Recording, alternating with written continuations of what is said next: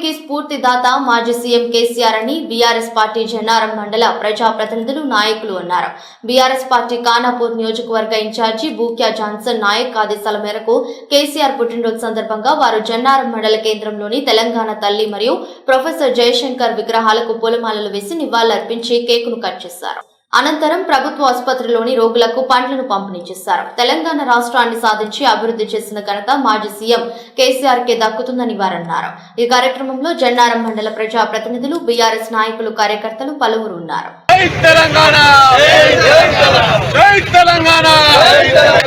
కేసీఆర్ గారి నాయకత్వం, కేసీఆర్ గారి నాయకత్వం, జాన్సన్ అన్న గారి నాయకత్వం, జాన్సన్ అన్న గారి నాయకత్వం.